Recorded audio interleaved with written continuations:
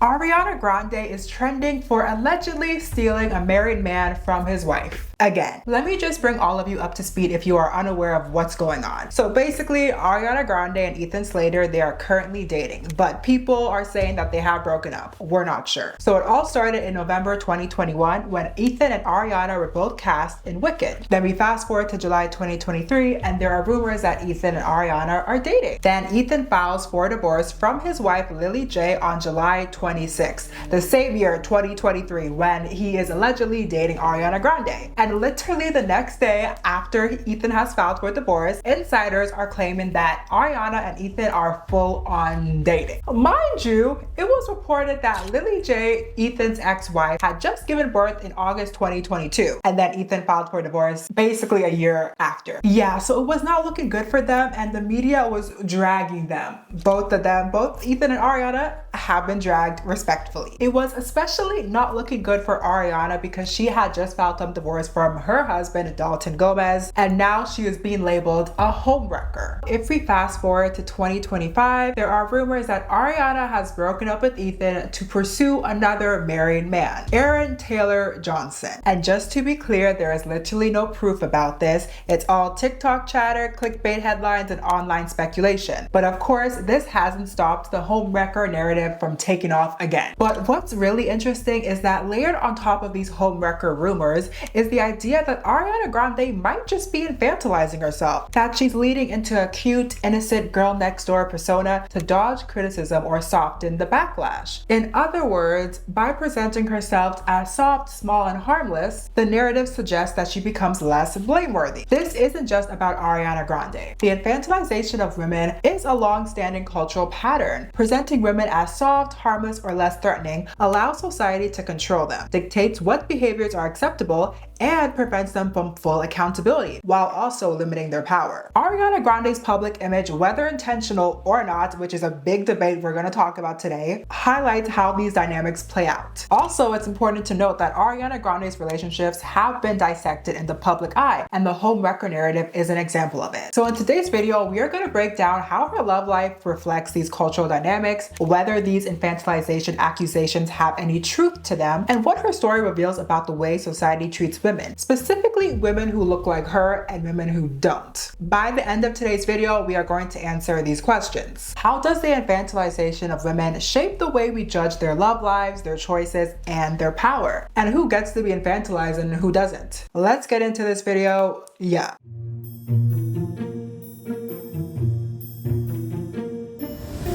There's a reason why I'm good at public speaking, probably because I've had to defend myself against internet trolls more times than I can count online. And there's a reason why Morgan & Morgan is America's largest injury firm, because when you get hurt, you want a team that fights harder for you than I argue online.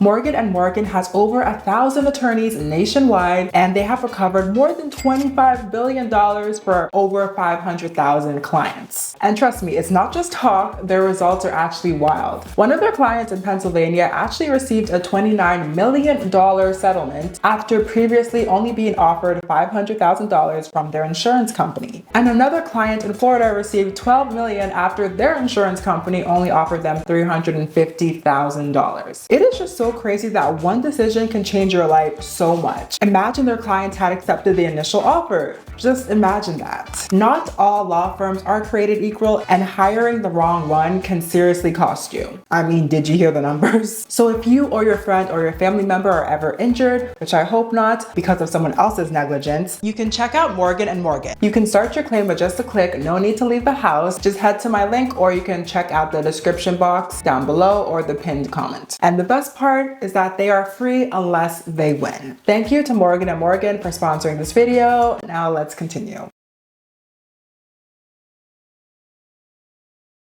Part 1. Who is Ariana Grande? So Ariana Grande is one of the most influential pop stars of the 21st century, so she really needs no introduction. You definitely know who she is, or you have at least heard one of her songs. But it's always essential to have some context about who we're talking about before we get into the grit of the video, because when you have context, everything just makes sense. So in this section, we will discuss Ariana's career before she became a megastar, because as you'll continue listening, you'll start to see that something was always off, especially with how Hollywood Hollywood portrayed her. But let's get into it. Ariana Grande was born June 26, 1993, so she's a Gemini like me, period.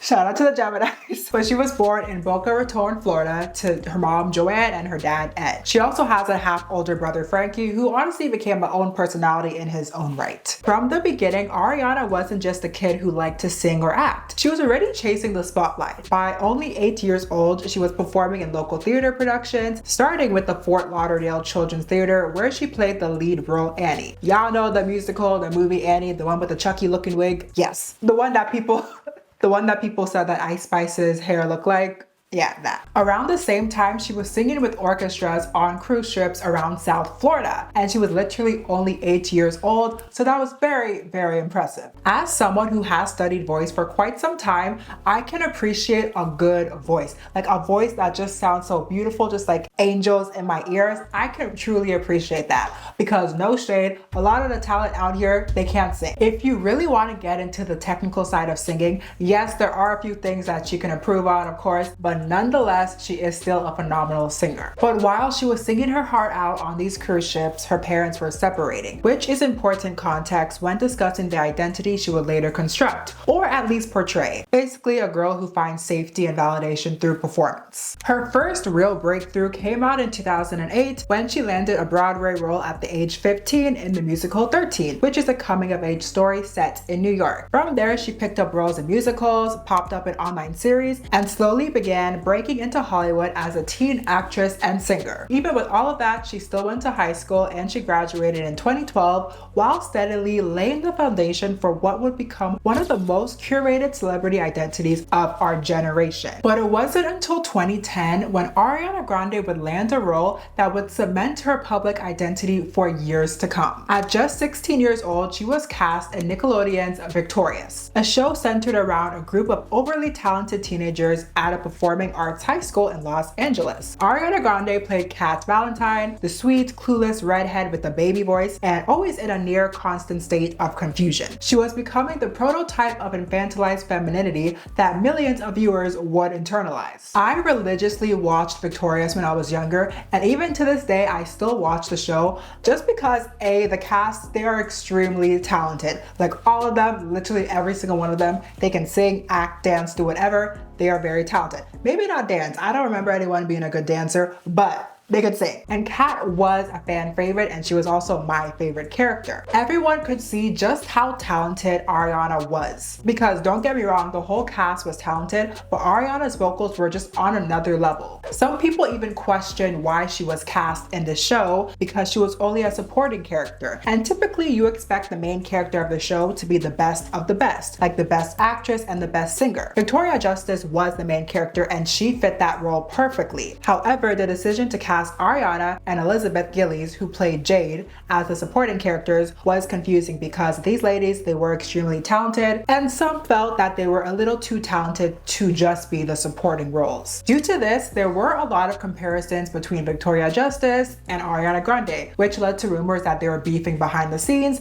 and low-key the internet started to bully Victoria Justice because they thought that Ariana Grande was innocent and that Victoria was just being a big bad bully. It was a completely unfair situation, especially for Victoria Justice, because she had to keep clearing up the rumors so she would stop getting hate. And on top of that, I feel like that tanked her career. Maybe not tanked it, but it definitely slowed down the growth. And in contrast, it actually boosted Ariana's fame. But we'll get into that later. Well, I will just say that the situation with Victoria Justice and Ariana Grande, how Victoria was painted out to be a bully, I feel like that does says a lot about how people view Ariana Grande, especially at that time and even now, because they always see her as the victim, or they see her as someone who is innocent and would do no harm. I'm not saying that Ariana Grande explicitly leans into this or uses this to her advantage, but it is important to note and just think about as we go throughout this video. For Ariana to maintain her image as Kat Valentine, she had to keep dyeing her naturally dark hair a bright red every single week. And this decision eventually damaged her hair so badly to the point where she would later rely on wigs and extensions for years. This is also why I decided to stop dyeing my hair, because I used to dye my hair like a orangey auburnish color. Like in my old videos you can see it, and I like the color though. It was cute for the meantime, but I was just tired of dyeing my hair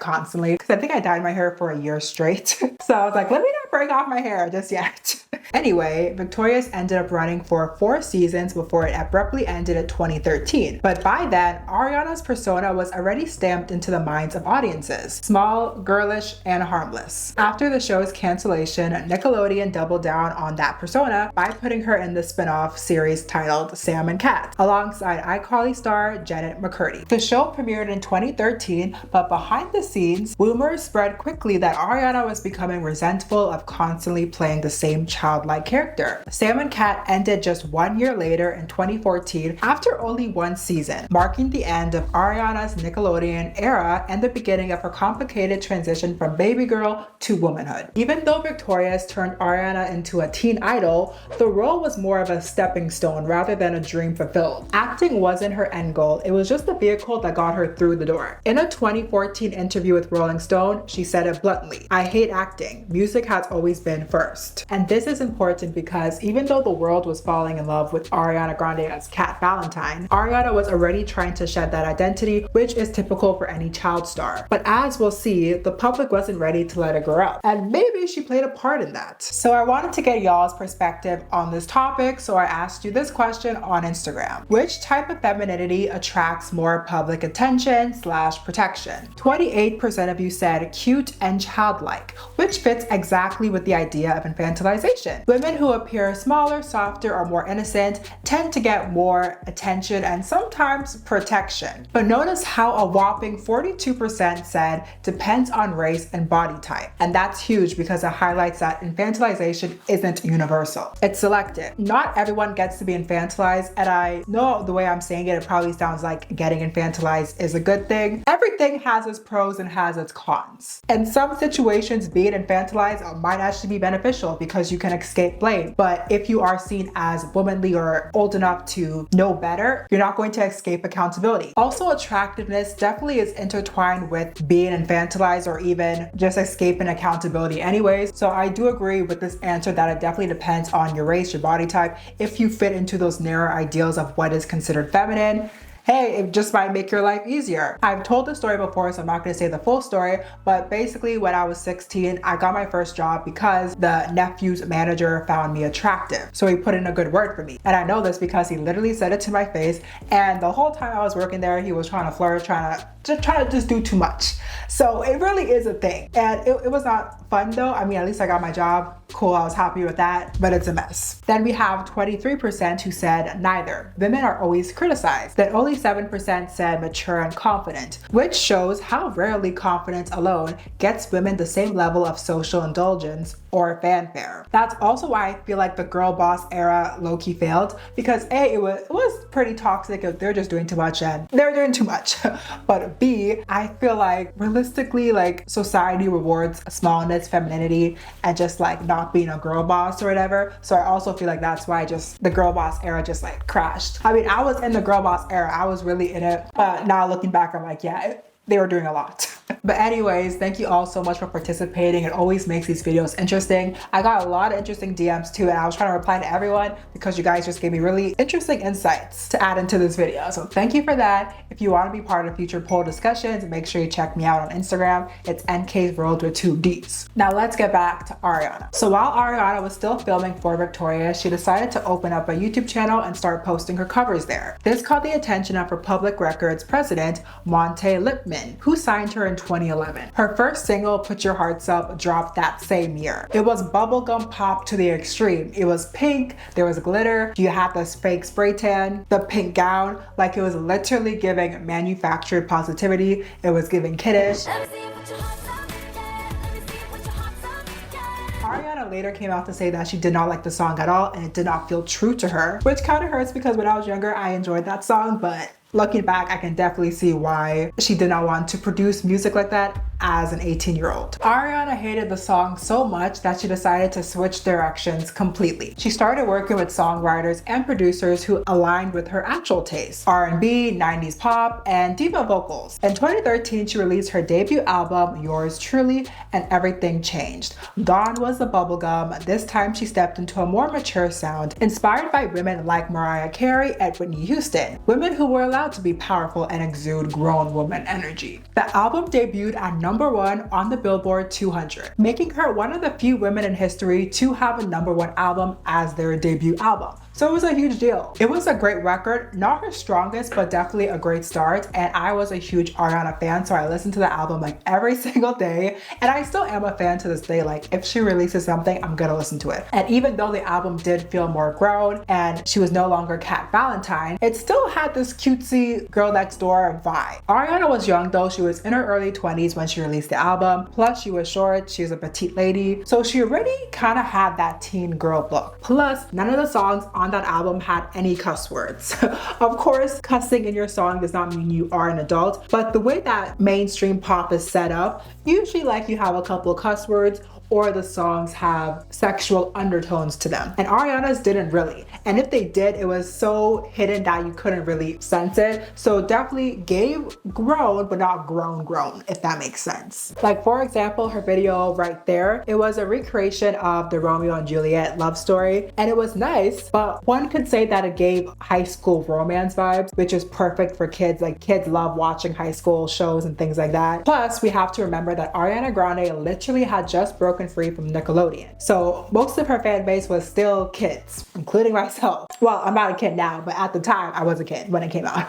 But her rise was not slowing down. The following year in 2014, she dropped her second album titled My Everything. This earned her her first Grammy nomination and it debuted at #1. This is also when her image really started to become solidified. She was known for her high ponytail, the oversized sweatshirt, the soft, hyper-feminine aesthetic that would eventually become her signature brand. We started seeing her try to reject that little girl image that was attached to her brand. To reject that image, she was starting to lean into her sensuality. She was trying to be more sexual or just more showing of the skin. That's not English, but you know what I mean. She was showing her skin more. Just, yeah, like you know what I mean. That's what most pop stars do when they want to prove that they are grown. And of course, she had her light skin era that she used to appear more grown and womanly. Do y'all remember when Justin Bieber was called light skin Bieber? Yeah, Ariana had a similar era during this time. Basically, the light skin Bieber era is a phase where he adopted a softer, more R&B influenced persona with emotional vulnerability, sensual undertones, and a curated aesthetic that leaned heavily into black aesthetics. Ariana Grande experienced a similar transformation. She too moved away from the bubblegum pop, childlike presentation into a sultry R&B inspired image, focused on desirability, emotional depth, and controlled softness. This was a strategic branding of her identity. Both artists embrace aesthetics rooted in Black musical traditions and cultural expression, signaling maturity not by age, but by a proximity to a certain type of sensuality that Western pop culture repeatedly associates with grown. Black and brown womanhood is typically associated with being strong, sexual, and grown, and that's exactly why Ariana was leading into it. And also, we cannot forget, this was during the baddie era. This was when it was popular to look mixed, to look racially ambiguous. So Ariana was heavily leaning into that. Stark difference between how she looked during this era versus now. Fans are always joking about how they miss these eras, how they miss light-skinned Ariana or they miss light-skinned Bieber.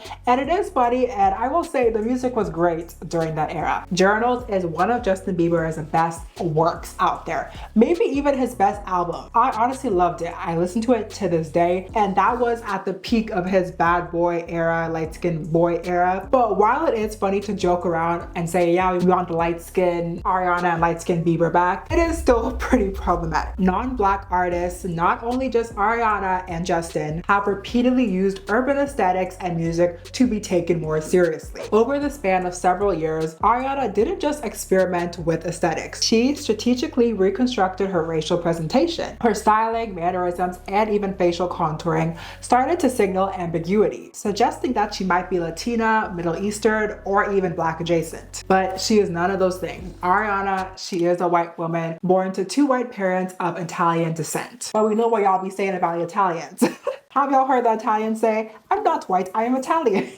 Obviously not all of them, but that's just like a running joke. If you get it, you get it. But if you don't, go search it up. What makes this significant isn't just the transformation itself, but the timing. Ariana entered the industry as fully white.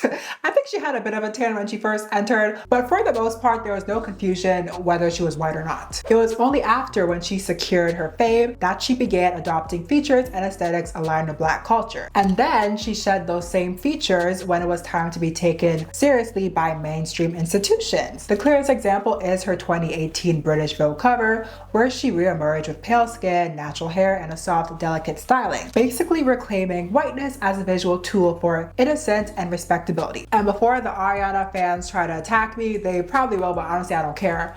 I am a fan myself, and there is nothing wrong with pointing out or exploring how the people we admire participate in these harmful stereotypes or systems. Like, y'all need to stop being delusional. Just because you admire someone's work doesn't mean you can't point out important things. And that's the issue with some of y'all. Y'all see them as God, or you idolize them too much. Please stop idolizing people, I beg it. Also, this is a side note, but I was looking at Ariana Grande's pictures, her older ones, and I was looking at the texture of the ponytail, and it looked like it was like a yaki texture. If y'all don't know what I'm talking about, basically yaki texture is like a kinkier texture to mimic Black people's hair patterns, like the hair texture. So I was surprised. I'm like, oh, I didn't know she was using like a yaki hair texture. Y'all look at the picture and let me know if I'm crazy. Those who do hair, y'all let me know, because y'all are the professionals, okay, period. But by toggling between racial identities, Ariana exposes an uncomfortable truth. Femininity is not treated equally across all women. Specific performances of vulnerability, softness, innocence are. So let's explore that deeper. Part 2, the infantilization and homewrecker accusations. Let's get into this part because it is the meat of this video. Also, if you have made it this far, you might as well subscribe. What you waiting for, girl?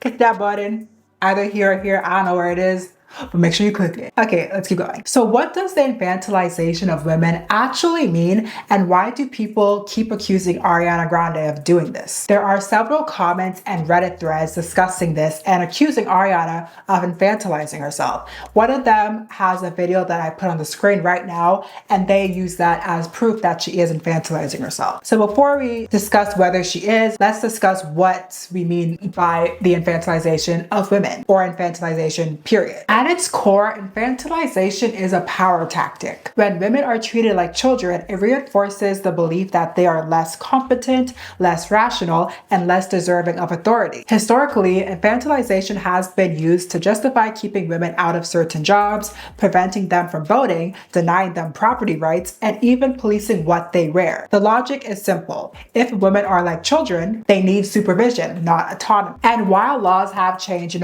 women can own their own properties, they can vote, they can do what they gotta do to be independent, the mindset has not changed. In the modern workplace, infantilization is everywhere. It's just disguised. It shows up when women are interrupted in meetings, when their expertise is doubted until a man confirms it, or when their ideas are called cute or emotional. These behaviors aren't just harmless. They justify systemic inequalities like pay gaps and promotion disparities. To combat this, and for lack of a better word, women have to be BICTHs in the workplace just to be heard and to be taken seriously. I've literally experienced this firsthand. Like, oh my gosh. Y'all, YouTube is fun. I love YouTube. It's great. But behind the scenes, when you have to deal with brands or your agencies, just behind the scenes and things like that, you have to stand your ground. Especially me, I am a lady.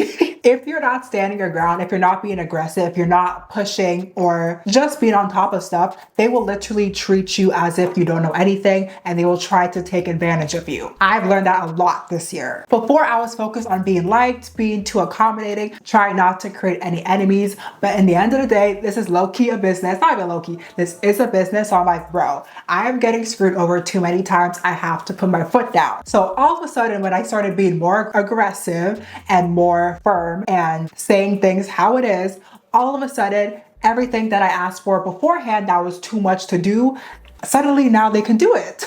Suddenly now they're accommodating to everything that I'm asking. So from then on, I was like, wow, okay, so clearly I have to act like this in order to get things done, because if I'm not, people just treat me like a joke. So I'm gonna tell y'all right now, if you don't get anything out of this video, just know to apply that pressure. Don't let people play with you. I thought I was being rude, and I was like, I don't want to be rude because I just don't want to do that.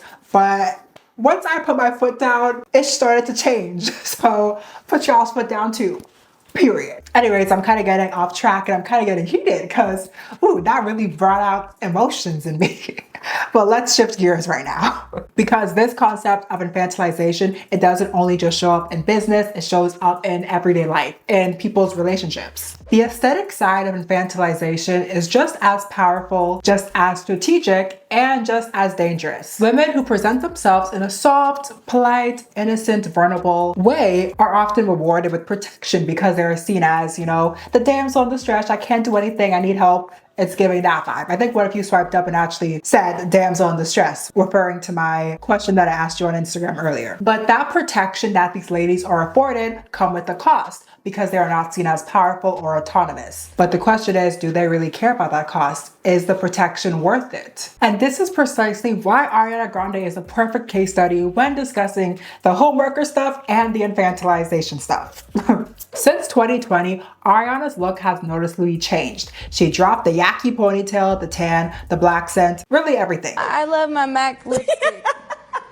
This is the MAC I'm here to talk about today, girl. Come on. She was no longer accused of black fishing, but Asian fishing. But this is like early 2020s. So like 2020, 2021. Now she is not accused of Asian fishing at all. But Asian fishing is a term that comes from the same family of concepts as black fishing or white fishing. So it refers to someone, usually non-Asian, deliberately altering their appearance, style, or mannerisms to appear Asian or racially ambiguous to gain attention, admiration, or social media clout. It's also important to note that East Asian women have historically been infantilized and continue to do so by the media and weird people out there. They are perceived as docile, innocent, timid, and submissive. This stereotype has been ingrained into Hollywood and also the porn industry, if y'all know what I'm talking about. It's a dangerous trope, and that's why it is essential to constantly challenge it whenever people try to reinforce it. So, were these accusations of Ariana Asian fishing an example of her infantilizing herself? That's for you to decide. You can look at the pictures on the screen and make that decision for yourself, but it was a noticeable difference because previously, before Ariana looked this way in 2020, 2021, she did look black adjacent.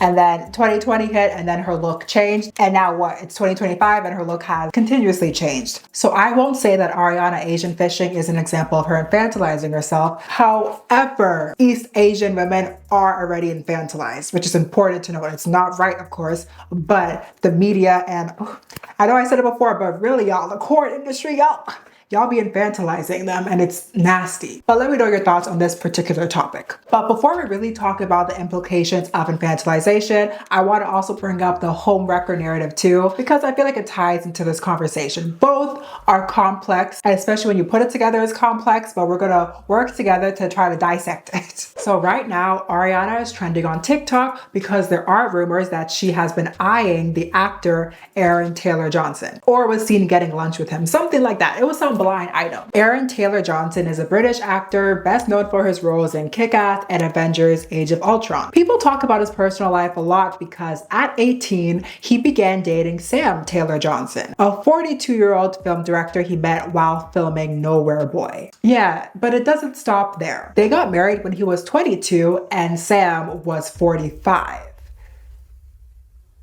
Yeah, their 23-year age gap has fueled long-standing speculation, controversy, and allegations of grooming. This background is exactly why the current TikTok rumor pairing him with Ariana is trending, because people see him as someone who was groomed and Ariana as someone who steals husbands. The internet loves a scandal even when there is literally zero proof that this is going on. At the time I'm filming this video, there's no proof. If there is proof by the time I post it, I will include it, of course, but it's not there. Despite this, TikTok and Twitter already believe this rumor. A lot of them have been saying he's married, so he's her type, when referring to Ariana. And this time, people are supporting Ariana for stealing someone's husband and being a homewrecker. And y'all might think that calling someone a homewrecker is pretty extreme, which it is, but the only issue is that this has been a reoccurring rumor, and it has been sort of verified by different parties. This allegedly happened with Big Sean and Naya Rivera. They were engaged, but then Big Sean ghosted Naya, and apparently Ariana Grande was in the middle of that. And then also it allegedly happened with Mac Miller too, Pete Davidson, Ethan Slater, which I talked about earlier, and now supposedly Aaron Taylor Johnson. I mean though, with Ethan, we had more evidence, so that is a different story, but Ariana has become a cultural symbol as the girl who takes your man. But here's what's really interesting. This narrative doesn't damage her career the way you would expect it to. If anything, it sustains her relevance, and it feeds into two powerful archetypes simultaneously. It leads into the hypersexual temptress, the irresistible, dangerous adult, while also leading into the infantilized girl, the soft, small, helpless, never fully accountable archetype. This combination creates a loophole that allows Ariana to be both the villain and the victim at the same time. She's blamed and protected, mocked and defended. And that's why the public keeps framing her as the homewrecker. But the Aaron Taylor Johnson rumor reveals more about us than it does about them. It shows that audiences are addicted to moral outrage disguised as entertainment. It shows how quickly we turn real people into fictional characters to act out societal fantasies. We have the younger innocent woman stealing the man from the older controlling wife. It's ageism, it's misogyny, but also it's marketing. The way that Aaron and Sam met has always raised eyebrows, not just because of the age gap, but because Sam was the director of the film he auditioned for. That's a textbook power imbalance. You see, the thing is that older women are rarely seen as sexually powerful in our culture. They're labeled as past their prime, undesirable, or simply invisible. So when a young, attractive man, someone the public clearly values because of his looks, chooses an older woman, people don't know how to process it. They swing between shock, mockery, and moral outrage. Not because of the situation, but because it challenges the idea that women lose value as they age. But what I just said does not apply to Aaron and Sam because their situation is definitely different. He met her when he was 18. She was the film director. It's weird. What I was saying is directed more towards couples who are of legal age and consenting. I know 18 is considered an adult, but let's say the man is 30 and he's marrying a 50-year-old. I don't know. Like, that's what I was trying to reference, not the Sam and Aaron situation. What does an 18-year-old and a 42-year-old have in common? Like,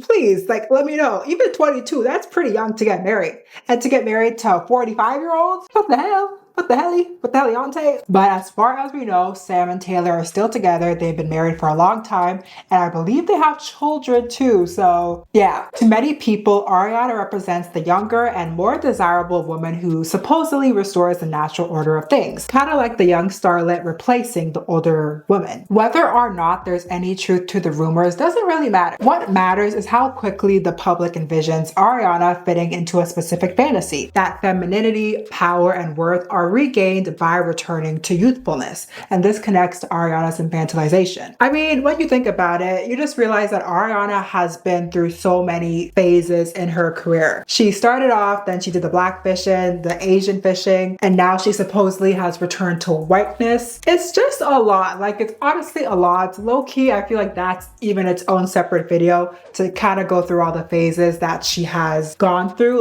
fashion-wise, aesthetic-wise. Yeah, that's kind of interesting, but it's a lot. But it's just so interesting how Ariana is perceived compared to other celebrities. She is perceived as adorable, childlike, non-threatening, and always forgivable. That's just the vibe we get from her, despite her past action. And I'm not saying that she needs to be canceled or she should never be forgiven, but it's just interesting how some people are afforded grace and others are not. Because infantilization is one of the most powerful forms of feminine protection. Do I think that the media infantilizes Ariana? Absolutely. She's short, she's petite, she's white, she fits into the Western ideal of innocent feminine beauty. So the media automatically slots her into that childlike box. But do I think that she's doing it herself? Not necessarily. As I said before, Ariana, also similar to Sabrina, they already fit into the aesthetic, the small, petite, just little aesthetic that is associated with what we consider childlike or just the epitome of femininity. Her current look to me doesn't read as childlike, it reads as hyper feminine. And it's just so interesting because I just can't get over how stark of a contrast it is from her previous looks till now. know. It's just very interesting. But to me, there's a difference between leaning into your femininity versus intentionally trying to look like a child and infantilize yourself. The problem is that society cannot separate the two. But I definitely want to hear your thoughts on this because, as I said, it's a big thing. People are saying that she's infantilizing herself, she's acting like a kid, she keeps bringing up the fact that she's too short. It's just interesting. So I really want to hear y'all's opinion on it because I feel like, I'm kind of the opposite. I'm tall, black. I do not get infantilized. Well, maybe in like the work setting, but not in an aesthetic setting, if that makes sense. If I was short and people just kept calling me a kid, I'd be pissed. So I think that's why I'm not keen to say that she is infantilizing herself. However, I do think it's convenient that she has, we'll call it what it is, like went back to whiteness, because that's what it's giving. That's really what it's giving. And she's not the only celebrity who has done this. Many other celebrities have done this. So I'm not singling out Ariana, but she is a very interesting case study. Part 3, what Ariana reveals about us. Infantilization is a form of cultural control over women, rooted in preserving desirability and avoiding the inevitability of aging, and it only benefits a select archetype, the Ariana Grande archetype, or we could even say Sabrina Carpenter as well, or even Taylor Swift. But Taylor's a story for another day because who child. But we're not just talking about Ariana because it's tea or it's gossip. The reason this matters is because concepts surrounding her, like infantilization and the Homewrecker label, are not just celebrity storylines. They are social scripts that women are constantly forced into, whether famous or not. These narratives reveal how society treats women based on how palatable they are, how controllable they appear, and whether they conform to the preferred version of femininity. And when I say palatable, I am referring to a very specific type of femininity, one that Taylor Swift falls under, Ariana does, and Sabrina Carpenter as well. This often aligns with white femininity because historically that has been seen as the epitome of femininity, really, and has been at the center for societal protection.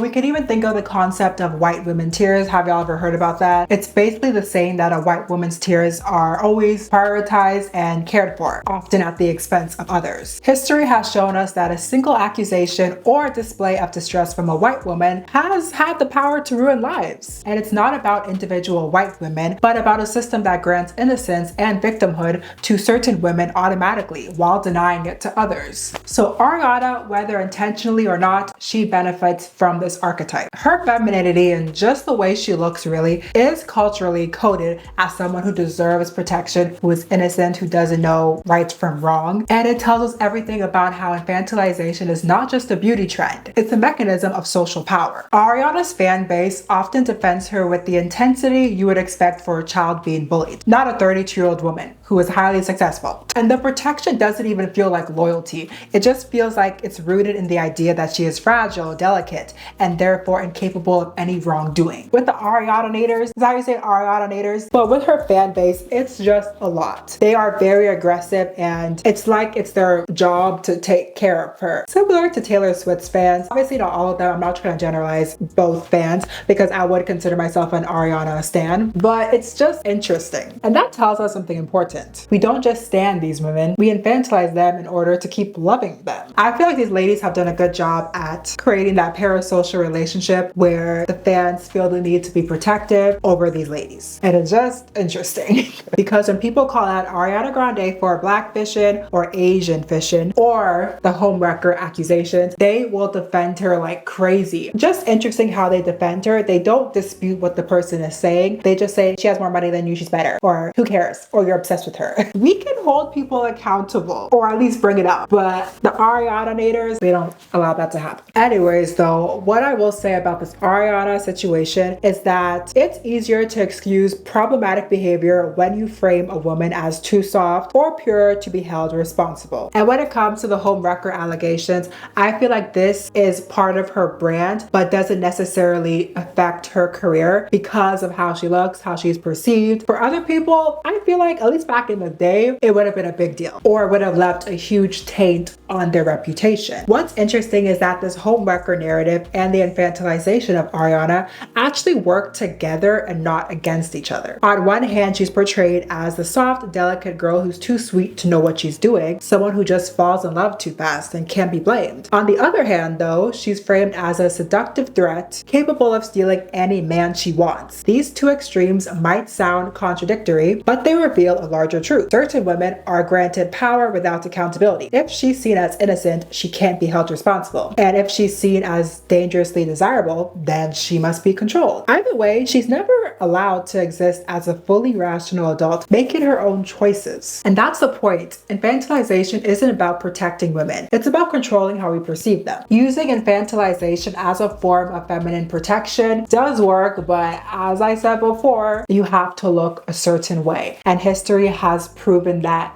repeatedly. So by this point in the video, you should have been able to answer this question. How does the infantilization of women shape the way we judge their love lives, their choices, and their power? And who gets to be infantilized and who doesn't? And let me know your thoughts down below. This topic is a lot. Oh my gosh, it's just so interesting. And Ariana is literally the most interesting case study I've ever talked about. So I feel like I probably missed some points that I wanted to discuss. That'll be in another video. Make sure you check out my Instagram and subscribe, like, comment, do all that fun stuff. And I will see y'all next week. I don't know, girl. I'll see you soon. Bye.